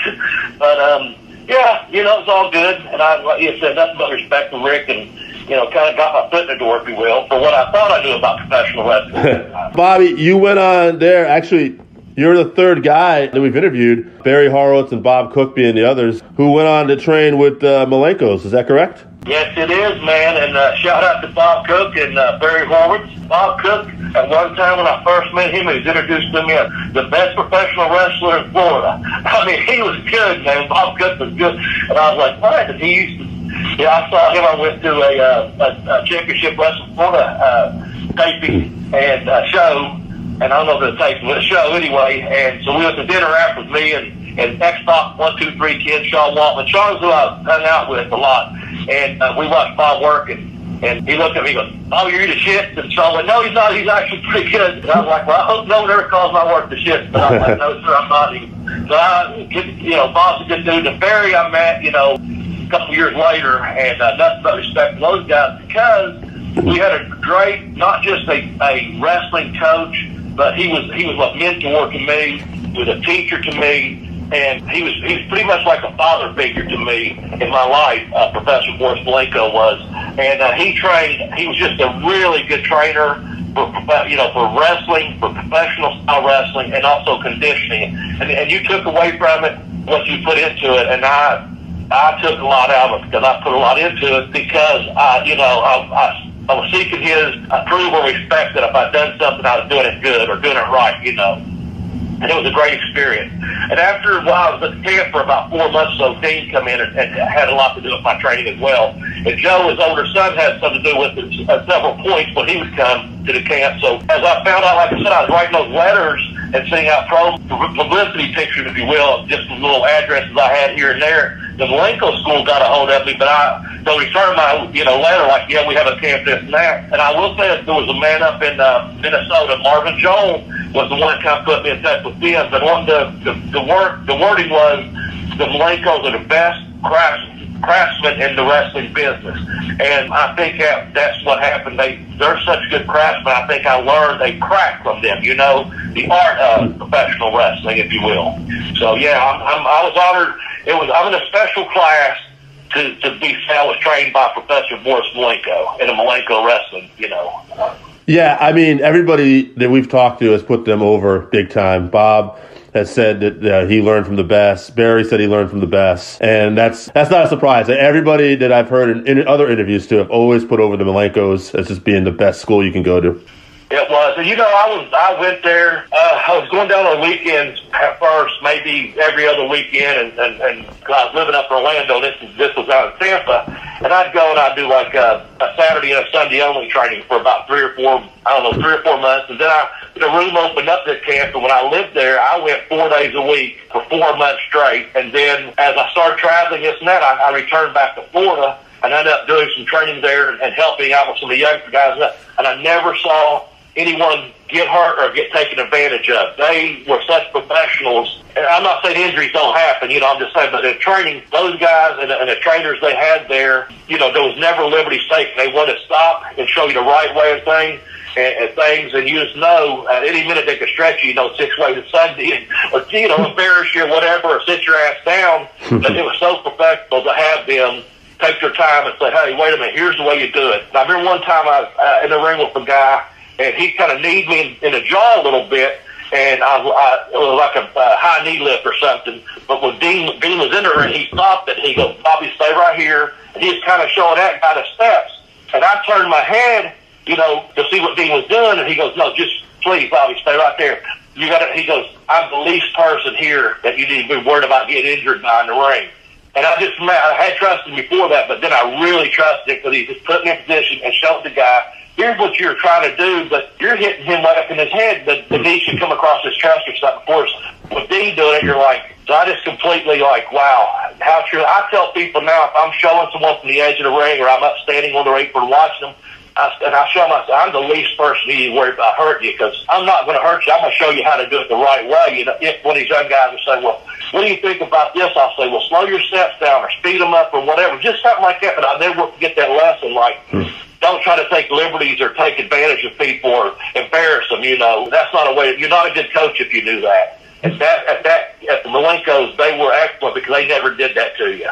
I just didn't have any other people, and I respect that too, that someone didn't get embarrassed, because at any time they could have, like I said, stretch your, told you to get the hell out or whatever. They were very, very professional, That's awesome. So I think, yeah, it was.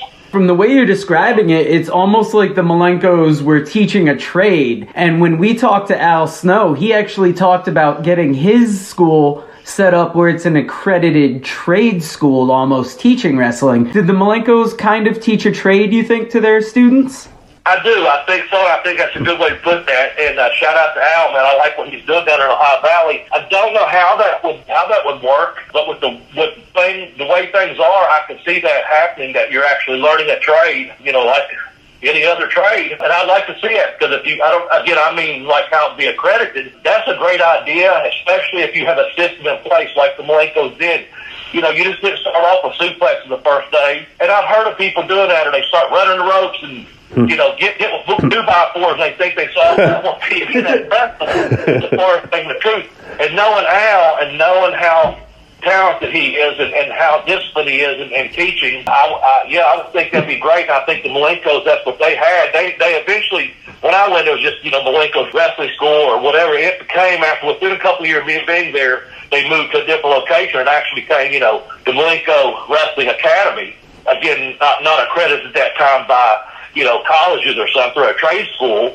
But, I think that's what they had. They had such a good system in place. You start at point A, go to point B, and learn a system or a trade because they, taught you about doing bookings or taking bookings. And we did everything from, learning to set up the ring to interviews, how to speak. Malenko was even Terry Funk says Malenko is one of the greatest all-time, promo guys. And so, he would sit there and tell you, he wouldn't put words in your mouth. He would say, here's the emotion behind that. Think about what you're doing and where you're going with it. So, I can see that. Just like at the Performance Center, I guess. You can have classes on your promos, have classes on, the basics to the advanced. I think that's a great idea, and I wish Al the best of luck, because I do tell these young guys, if you're ever getting into professional wrestling business, get trained by someone that's been there and done it. Don't just say, I did kind of at the beginning, I just jumped in like, I'm going to be a wrestler, kind of thing, but it was harder to do. But like I said, I had about 10 or 12 matches. It took me some time to realize that,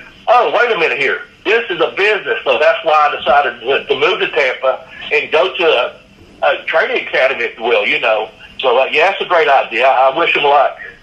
If I remember correctly, young wrestler out there, get trained by someone good that knows what the hell they're doing. If I remember correctly from your book, you kind of said that Malenko approached training as he would teach you conditioning, then he would teach you wrestling, and then he would teach you to make money. Because you got to learn the steps to be able to make money from it, not just graduate to that point. Right, yeah, and that's what I was getting at. There's a system in place there. And some people that, went to Malenko, they may not want to just the conditioning, or they just wanted to be a superstar overnight or what have you. But when I went to it, what I did, I was in pretty good shape, or so I thought, and I was built pretty good, or so I thought.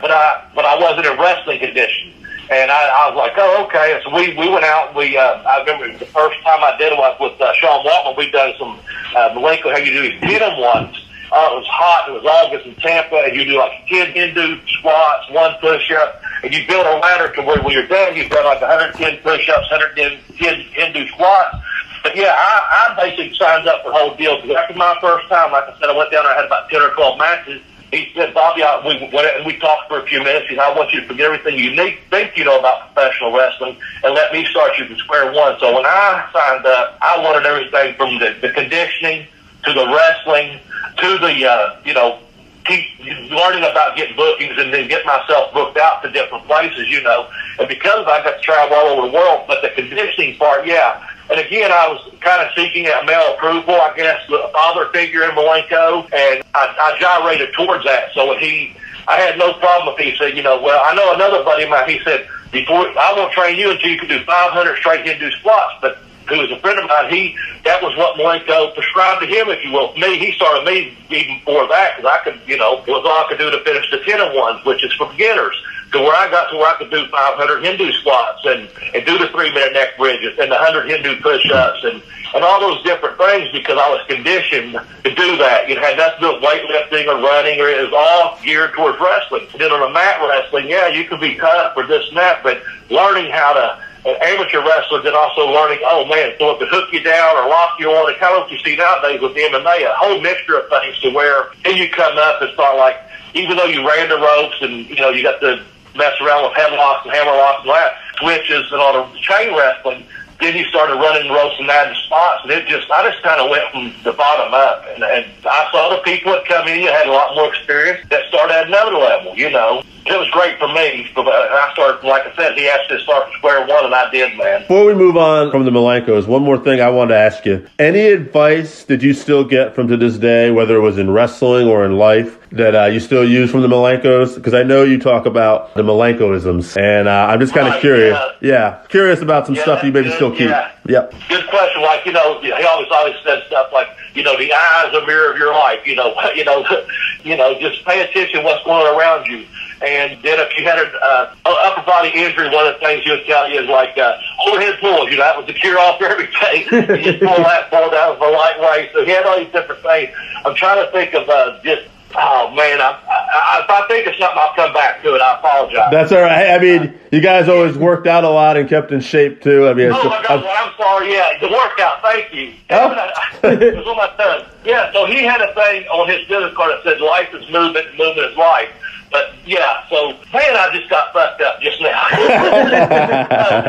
One of his sayings was, and so you can edit that if you have to. But here's what I am at the age right now that. When I met Malenko, he was at this age, and this has become more and more true for me. I've noticed this just in the last couple of years, especially this year. He had a saying: "Young men should work out, old men must," and that's probably the one that stuck with me because I'm the old man now, and I must work out. But I've got to go either for a walk or go to the gym at least every other day. I'm doing something every day, whereas I had some stuff happening, and I wasn't able to do some of the things I was used to doing. And man, I realized, wow, that movement of just, I'm the old man. So young men should work out, old men must, and I'm one of the old men. So I either go walk or I ride a stationary bike, and I do lap pull down stuff and do some, lunges and the deep knee bends and what I can. I can't go down as far as I used to, but yeah, I still do the Hindu squat. And yeah, that was a good Malenkoism right there. So there you go. Awesome. Bob Cook talks a lot about putting in the work at this age and not always enjoying it, but needing to. And it almost seems like Malenko instilled that into you guys, and you're almost just living his advice to this day. Absolutely. And I'll tell you, I'm a big Joe Rogan fan. Of course, he works out, and he was just talking about this in his podcast last week there, probably like Sunday or Monday. He was talking about how some days you just don't want to work out, and some days he hated to go out for his run or what he was going to particularly do that day. He said, but when you're done, you feel so much better. And that's the thing with me with this movement. I started back with a pretty good regimen at the beginning of this year. I started getting into a groove again. I started hitting in about April. And I was like, I'm not, today being so cold, it's like you don't want to do it. But you know what? When you get done, you're so glad at the end of the day that you went and put the work in. Again, whether it be a 30 or 45-minute bike ride one day, the next day maybe you're just using a treadmill. Maybe another day, not this month, but last month I was still able to walk outside some and go to the gym and stretch. Stretching, I've learned that just the stretching is very important, and there's some days you just don't want to do this, but guess what? You better do it. But when you're done, you do feel so much better. You feel like you have that sense of accomplishment, like you've done something that day, and your body feels that much better. Even though you're like trying to grind it out, you're like, man, you might think it sucks, but when you get through whatever's on that paper or whatever you're going to go down in that workout and do that day, it's better for you, and I'm so glad that wasn't still to me. But I always played sports and stayed in pretty good shape and this and that, but it wasn't until I got a little bit older, it was like those lessons, like I said, young men should work out, old men must. Those lessons are now the ones I have to live by. I must work out, and I know that. I was watching your YouTube series, Bell to Bell with Bobby Blayze. Awesome stuff. Yeah, you're welcome. You were doing legit badasses. Really good stuff in there. And you had mentioned Rogan, and I know Rogan does MMA and commentates on UFC and stuff. And that got me wondering, like, not in a bad way, but like maybe in a good way. Did you ever have a guy that you wrestled who was like super physical, like snug, not would hurt you, but like every time you wrestled him, you're like, it was going to be a tough but a snug match? Is there someone in particular? From just having that training, and I didn't mind the working of, being snug or strong style, what do you want to call it? Because even in Japan, maybe working snug with it, I like that. Yeah. But yeah, I got to wrestle Dan Severn, a couple times, and thankfully that was a gentleman's agreement. And that's on that YouTube channel also at tinyurl.com/BBBB video. But all legit tough guys, we put them guys on there. I didn't get in the ring with like a Ming or a Barbarian. I saw what those guys could do, but probably for me, like Scott Flash Norton, man, he's just a big, strong guy. When I got to wrestle him there, when Saturday night taping and stuff, I was like, oh man, he's so big and strong. Just he really is. Mike Enos too. Just them big. Something about them big powerlifting Minnesota guys. Right. They took care of me, man. They would throw me wherever. Thankfully, like with John, Scott Norton rather, he just said, don't be stiff out there. I'm yes, it's all. Don't worry about it. It's good. I understood that. We got behind the curtain. I was waiting on him because I was like, he really took care of me. And he was like, man, that's the best match I've had since I've been here in 2 years, And he was one of them guys that works, snug or what have you. But it didn't bother me. I respected that in that guy. You know what I'm saying? No, it didn't bother me, but I don't know. Go ahead. I'm sorry. No, I was going to say, it must have been something about that Minnesota water, right? Because those, I think the Road Warriors, Rick Rude. Yeah. I saw a Road Warrior shoot Barry Horowitz off one time at the court back when I was at a WWF at the time taping, and it looked like, I know Barry was like, he could work.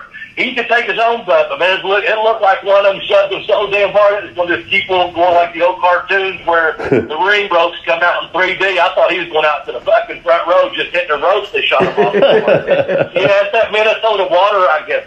I met a person, he was a doctor. I don't know how long he lived in Ashland, but I was at a gym. This has been, 10 or 12 years ago, and he was a big old guy, and I started talking to him, but come to find out he was a doctor, and the thing, he was like, well, I found you as a wrestler. I didn't know he was a doctor, but it's one of those things you just, as you see each other at the gym, come to find out he's from Minnesota. Well, he's so damn big, man, because he was just a big, he had been a powerlifter when he was younger. And I was like, it stayed with him. I was like, holy shit. But he knew who the Roll Your Warriors and Rude and all those guys were, obviously, But I was like, damn, man. Another thing I saw on your Bell to Bell was a match you had with Chris Benoit on WCW Saturday Night, where Benoit put it over. It was one of the best matches ever had. And it was just basically a situation where I think Mongo wasn't familiar with your work, and he didn't really want to work with you. And Benoit was going over the match, and you guys worked really snug, but it had a great match, and it got really over very well. Do you have a favorite opponent in particular? That's something I was kind of wondering. I worked with Chris several times, and I liked every match I had with him. That was the first time I actually worked with him. Yeah, someone just asked me about that match yesterday at the gym, actually. But yeah, the way that happened was, the best thing about that match was a year later, I was walking into the building and Norman Smiley was there. He goes, hey, Bob, we'd been eating together. We walked outside. He goes, Bob, isn't this the building you and Benoit had a great match out last year? And I was like, you remember that? He goes, I always remember the best match on every card. That made me feel really good because I knew it was a good match. I guess so the board before it went up, Mongo, they had me against Mongo. This was back when he was in the Horseman thing. And man, first of all, the guy played 15 years in the fucking NFL on a Super Bowl championship team. It's not going to be taken lightly. He could rip your fucking head. Right. Yeah. And apparently in the meeting, the war room or whatever, I guess he thought, well, this Bobby Blayze kid, he can't keep up with me, or, too small, whatever it is. I don't know what he thought, or whatever. He spoke up, said something, and Chris looked at him, and that just went off through Benoit. I had been in Australia with him. I knew him from Canada, this guy. We worked together. So I knew his name from Dean, from being in Tampa. Yeah, so Chris and I knew each other. And I guess it just went off through Chris, because he knew I could work. And he just come right to me and said, Bobby, here. I didn't know at the time any of the other stuff with Mongo had happened. And so Chris said, come here. And it got intense. We were in the dressing room just kind of going over a couple things quick. And I remember Dean and Eddie looking over, and Dean walking over going, are you guys over here shooting? What, are you all right? And I was just listening to Chris, and Chris yeah. And I was like, yeah, everything's good. And so we hit the ring. We just went at it, man. We worked really snug. Pretty much the only thing I knew was the finish, it's going to be the crippler crossface or what have you. The only thing I said in the ring, basically, he said, when I bend you over, I'm going to be throwing knees at your face, so cover up. And the only thing I remember in that match as far as something calm, he grabbed me by the back of the head, he said, knees, and I knew to just cover my face up because the fury of knees were coming. And they did, but I was protected, Yeah. And other than that, we worked and went to the finish. Everything else was like, go, go, go. Yeah, so over in Japan, Great Sasuke, I got to work with him, and he was just a pleasure to be in a ring with. He owned the company. He's main eventing, and he worked, for New Japan and FMW, and, owned the company. Here he is. I get to work with him. I remember working a main event with him in his hometown one time for the, that title he had. And, man, it was just a pleasure to be with him. I had several matches with him with Robbie Brookside. I enjoyed working with Robbie Brookside. I was there for about a month one year. It was just, some of those guys that are worldly known, you're just, you can have good matches. My all-time favorite opponent is probably the late Chris Candido. We were both young, athletic, had a lot of different ideas that was all geared towards, professional wrestling, though. It was like we had different ideas, but it all evolved around wrestling. Like, I like this part. He liked this part. And that became probably my all-time favorite opponent, to answer your question. Yeah. And I hope that leads somewhere else. So. Yeah, absolutely. And one other thing we were kind of wondering about, favorite opponents, the camaraderie. What about, maybe any favorite road stories that obviously did you feel comfortable telling? Because we know how road stories can be sometimes, too.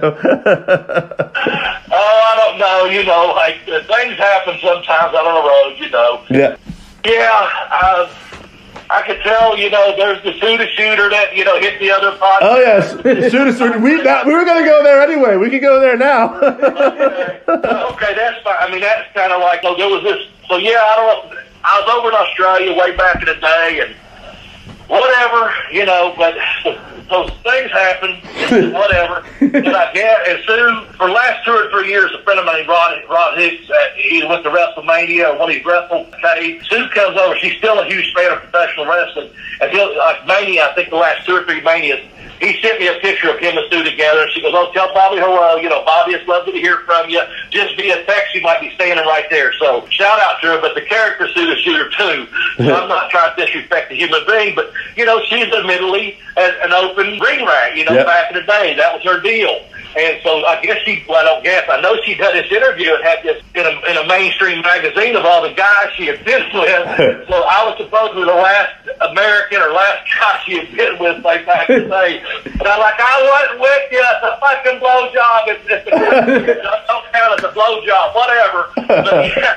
Anyway, on show 5, I guess, they come across that someone's sitting in, and then Cornette comes on, and it's Brian and Jim on there going, they're reading the story, and then Brian's like, and that was your champion. And so that kind of let the cat out of the bag. But I knew that article came out like about 98 or so, because one of my buddies from Australia had called me and was reading it to me, and I was like, just a few years removed from that incident or whatever. It's one of those things where I'm like, oh, fuck, man. It eventually recirculated again. So I knew it was floating around out there somewhere. Good on her, and I'm glad, she had there was a documentary. I guess they've taken it down now, but yeah, she had a whole show about all the people. I'm like, okay, any publicity, good publicity, I guess, right? I was actually familiar with Sue the Shooter from the 605 podcast, so that's funny to hear you put it all together. I had actually read your book, Pin Me, Pay Me, and I kept Dave in the dark about something. Can you enlighten Dave about the 3 Ps of professional wrestling? Oh, man, yeah, I guess I have to go ahead and say... Pills, pot, and pussy. Okay? All right. I told him pussy would be one of them.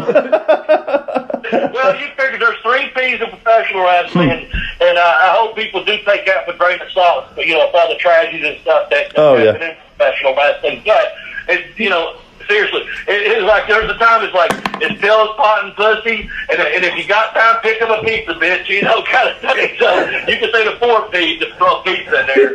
But, yeah, I mean, usually at one point, sadly, or whatever, wherever you travel, that's just what it is. Some won't have this, and usually you have 1 to 3 or 2 to 3 or whatever. That's a pretty good combo, especially if you get some pussy and some pizza. I'll leave it at that. How's that? I'll leave it at 2 Ps now for your G audience. Now, I had actually brought it up because I was heavily recommending your book to Dave, Pin Me, Pay Me, and then there's the other one that I haven't read yet, but I will be getting on Amazon. What was it like to write a book and actually put your stories out there? First of all, thanks for reading the book, and I appreciate it. What happened was, it's just like we're talking right now. You probably feel like I'm there with you, you're here with me or whatever. Just, Definitely. Maybe having a beer after the matches, or maybe be at your house just watching football one Sunday and just talking or whatever, or be at the bar with your buddy. And so what happened was, it seemed like and I hadn't been out for a while. Like, I don't go out a lot, but I'm just saying, like, just go out to like someone's house to watch football. Or even like I went to Kentucky Derby one year just to watch the horse race at it, like a derby party. Everywhere I'd go out to, or like even a local high school football game, what have you, someone would say, man, did you ever wrestle this guy? And they'd bring up something. Or do you know so-and-so? And so what happened, I just kept thinking, everywhere I go, people want to know a story. So I started coming home. When I came home, I started writing down, I had 6 of them. So this is kind of where I started at. Someone asked me about Dan Severn. And they had actually seen the match. And I was surprised, because this was, again, several years ago. And I was like, so I came home and wrote about that match after that evening. And then someone asked me about Piper. And I was like, oh, yeah, I've wrestled Piper, And so I just was like, started putting things together. And I had all these little notes. And I just started like, okay. And one of my buddies one day, we were coming home. I don't know, we'd been to a ball game or something. And I'd always wanted to write a book, but I really hadn't thought much about it. And he was dropping me off. He said, man, you really need to write a book. Because we'd been in one of them ball games and stuff where a bunch of people, come around me and say, hey, have you, I started telling wrestling stories. And that's how it becomes. And then the second one, I just went back and was like, okay, here's some things that, some other stories. And maybe creative liberties were taken. I don't know.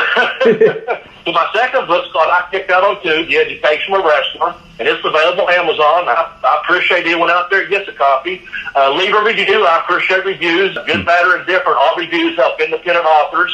Let me just throw this out too. You can get Pin Me, Pay Me at just go to tinyurl.com/blazebook1, or get I Kicked Out on 2 at tinyurl.com/Facebook2, or just go to Amazon and get them. I appreciate it. You can download them. They're ebooks also. But yeah, that's how I wrote it. And I've got some stories I hope to share. And a lot of this is going to be about podcasts of what's going on the last couple of years since I've written my last book. So I am working on a third. And there's going to be some stuff about podcasts and the ones I appeared on. So I have to put you guys over to Working Fans Podcast. Goddamn right, Bobby. Thank you. So, what I'm thinking about, follow me at Twitter at Bobby Blayze 744. That's the only social media I use. I'm not on Facebook. I'm not on. If you go to the YouTube channel and comment, that's great. If you go to the Facebook group and comment, that's great. I do get some of those texts. Who does our graphics and does YouTube channel. I appreciate that. Jeremy, my co-host on a Belt and Dale podcast, I appreciate when they'll send me those things. But I'm only on Twitter, and I love interacting on Twitter. But that's just my choice for now, And yeah, but that's how I started the book. So this next one is kind of going to be mentioning podcasts and maybe a shooter story, those kind of things. Some little things people's always ask me about. Kind of tie it all together with people that may not be listening to this podcast or not listening to my podcast or live in a cave somewhere. I don't know. One thing we wanted to ask you about, I was told to ask you about this in particular. Is it a work? Of course it's a work. What are you, fucking Mark? It's all a work. I was kind of waiting for that question. Yes, it's all a work. Yeah. We were talking about, we have another guy we do this show with, AJ, and he's been talking about doing a segment called Is It a Work, where we take on just events in life and we talk about, is this real? Is this a work? Whether it's elections, I heard that you're very much into the same thing. Like, take a lot of this shit sounds like a work. Yeah. I got a shirt from Collar and Elbow a few years ago, which is Al Snow's T-shirt company, and Rod sent it to me, like the Rod Hicks, who sends me the picture of Sue every year. I'll be looking for it this year. He sent me a shirt that said "Life's a Work," and I'm like, man, that shirt ever, man. I've worn it out. But yeah. Everything's a work. To some degree, everything's a damn work. I say that too. The more not to get into politics or anything, but just looking at President Trump, the election and stuff like that, and his time in WWE, and you can see some of this is a fucking character. Exactly. Right. I'm that's another thing. Right. Some get it, some don't. When you're saying again, not to get real political, but yeah, you can see some of this. He came from reality TV. You know what I'm saying? It is what it is. So, and that's not knocking the guy or putting him over. Take it more serious. You can see there's some character there. Yes. And like I said, that's I'm not putting him over, and I'm not burying him because I'm not going to get that discussion. Same. Right. But yeah, exactly, right. It's just, you can see where it's like, oh, and you go to region and you tell a region what they want to hear. And it's like, oh, this is probably yeah. It's like the guys in the Booking the Territory podcast always say. They always promote that things are at work. They'll bring it up. Yeah. It seems like a money segment. Man, that podcast, Mike and Doc and Harper, that, I always put Mike Mills over because I love that Booking the Territory. I got to co-host it some, and I've been a guest on it, and actually done a couple shoot interview with them. And there's some good ones out there. You mentioned the 605 earlier, and this one here, like you said, you had a couple of my buddies over there, Bob and Barry, and now myself, the Malenko guys. I appreciate that, man. And I'm a podcast guy. I always listened, and I eventually, I debated on doing one. I had a couple people approach me. Jeremy was one that finally, he stepped up before someone else did, and I was like, yeah, let's do it then. And it's turned out pretty good so far, but we're reestablishing goals for next year. We're going to try to do another 12 to 18 months to see what happens, and I'm always looking to do podcasts because I listen to so many different ones, and I love them, especially done tastefully or not so tastefully or professionally or the most unprofessional. It doesn't matter. I just like getting it out there that people can enjoy this, Yeah. Especially about wrestling that they may not know about. Times do change, and the network's up now, and you got YouTube, and you can go watch it. And I just said this in my podcast that we recorded. It came out this morning, actually. I recorded it Sunday. Right now is really a good time to be a professional wrestling fan because there's so much you can choose from. From everything WWE has to the, AEW now, so you still got your Impact and all. But this NWA thing, if you like studio wrestling, I have been loving that on these last few Tuesdays when whatever the segments were, 8 of those. And I'm looking, I know the tapings were taking place this past week. I love that stuff. I'm a fan. And I know New Japan's restarting some stuff, but I find stuff on YouTube. Sometimes I'll just pick out someone and say, okay, today is going to be Nick Bockwinkel day, especially in the winter. And, it's cold, you don't want to go out, it gets dark early. I'm going to watch all Nick Bockwinkel that day, or all Jerry Lawler matches, or, tag matches. It's such a good time, though, to be, with everything that is happening in the world of professional wrestling. I think there's a lot of variety out there. Don't think you have to be an AEW guy or a WWE guy or girl. You know what? 100%. Watch. And just watch some fucking wrestling and enjoy it for what it is. You don't have to, just because you like one doesn't mean you have to hate the other. 100%.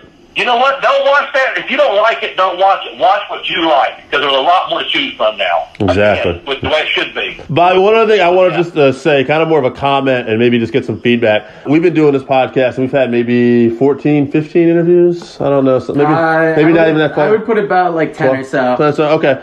And we've had a lot of young guys that are doing well, and everybody gets us good interviews. But we have to say, and Joe, you can help me out with this, Barry, you, Bob Cook, and Pat Rose, we talked to a little bit last week too.